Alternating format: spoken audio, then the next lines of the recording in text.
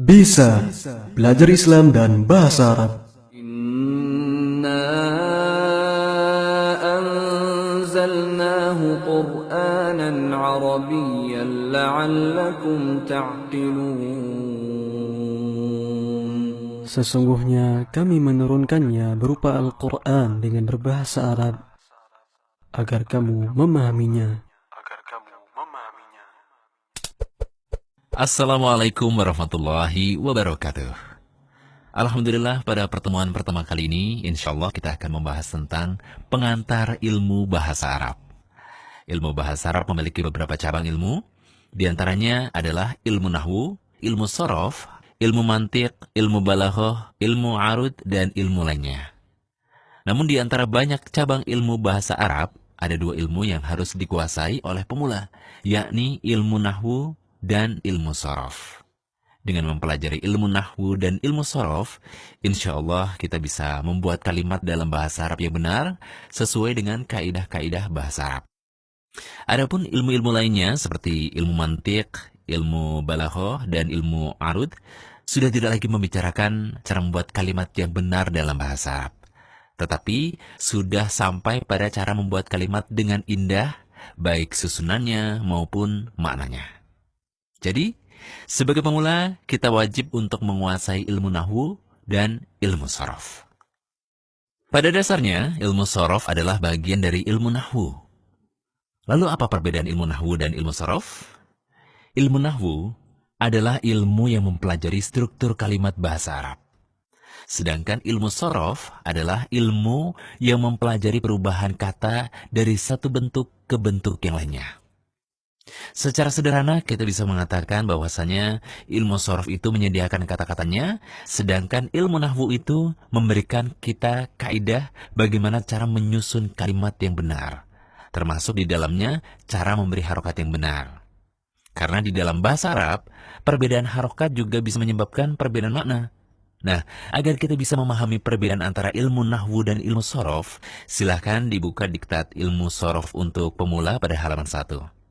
Di sana kita bisa mengambil contoh kalimat jalasa Zaidun yang memiliki arti Zaid telah duduk. Jika kita melihat kalimat ini, maka kita bisa melihat peran ilmu sorof dan peran ilmu nahwu dalam susunannya. Yang pertama adalah kata jalasa. Ada alasan kenapa kata kerja yang dipilih adalah jalasa. Dan ada pula alasan kenapa Zaid di sini memiliki harokat domatain sehingga menjadi jalasa Zaidun, bukan jalasa Zaidan ataupun jalasa Zaidin. Kemudian yang kedua, ada alasan kenapa kata jalasa lebih didahulukan daripada kata Zaidun. Kita lihat di sini adalah jalasa Zaidun, bukan Zaidun jalasa. Nah, yang kita bahas ini adalah ilmu nahwu, karena kita mempelajari susunan kata dalam suatu kalimat. Adapun peranan ilmu sorof dalam susunan kalimat ini terletak pada pemilihan kata jalasa. Kenapa yang dipilih adalah kata jalasa? Padahal kata jalasa sendiri itu memiliki 14 bentuk. Ada bentuk jalastu yang memiliki arti saya telah duduk, kemudian jalasta yang memiliki arti kamu telah duduk, dan bentuk yang lainnya. Sedangkan jalasa sendiri adalah kata kerja untuk orang ketiga tunggal laki-laki.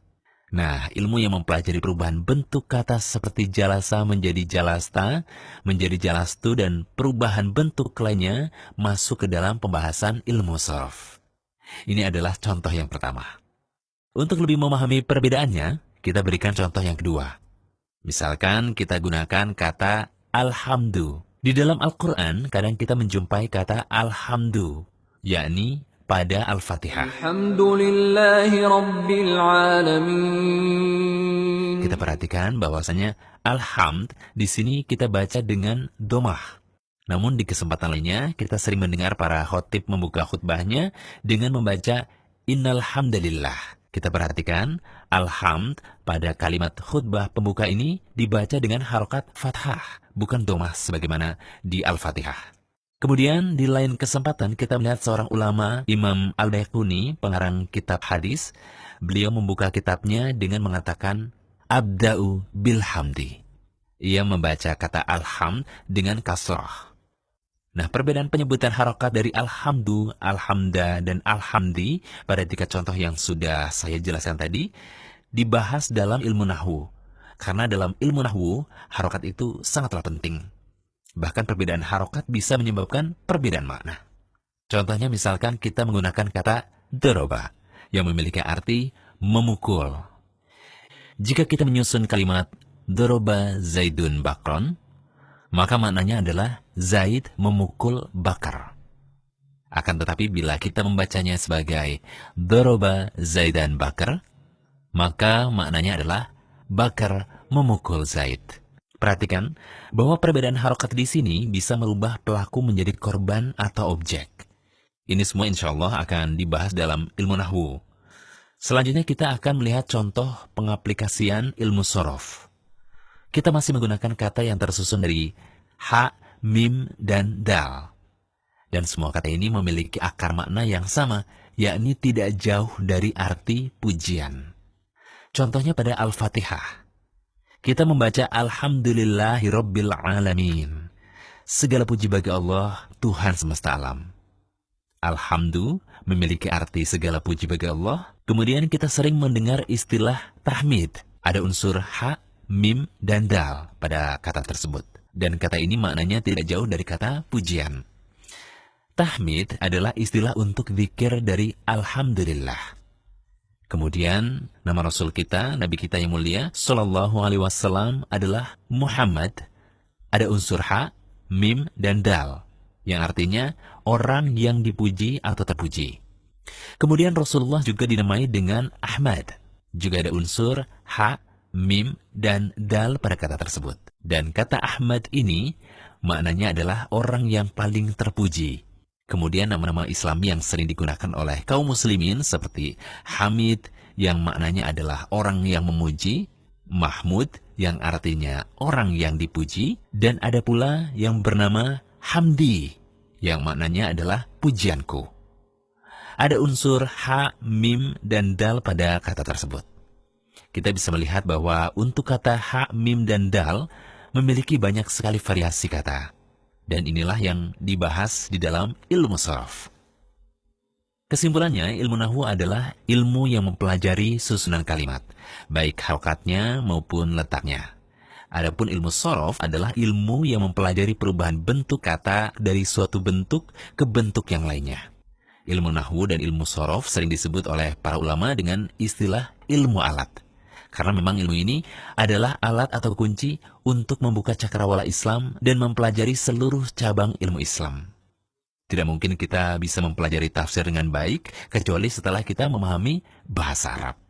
Tidak mungkin kita bisa memahami hadis Rasulullah dengan baik kecuali setelah kita mempelajari bahasa Arab. Tidak mungkin kita bisa memahami lautan ilmu yang luas dari para ulama yang kita jumpai pada kitab-kitab mereka kecuali setelah kita mempelajari bahasa Arab. Jadi benarlah perkataan seorang penyair yang mengatakan bahwa an-nahwu aula awalan ayyu'lama idil kalamu dunahu la yufhama. Ilmu nahwu yang mencakup ilmu sharaf adalah ilmu pertama yang paling utama untuk dipelajari. Karena perkataan Allah dalam Al-Quran, perkataan Rasulullah dalam hadis, perkataan ulama dalam kitab-kitabnya tidak dapat dipahami kecuali setelah kita mempelajari ilmu nahwu dan ilmu sharaf. Oleh karena itu, ikhwan dan akhwat, marilah kita berdoa kepada Allah Subhanahu wa Ta'ala agar kita diberi kemudahan untuk mempelajari ilmu nahwu dan ilmu sharaf. Demikian pelajaran kita yang pertama. Semoga apa yang saya berikan bermanfaat untuk semua. Wassallallahu ala Nabi Muhammadin wa ala alihi wa sahbihi wassalam. Wassalamualaikum warahmatullahi wabarakatuh.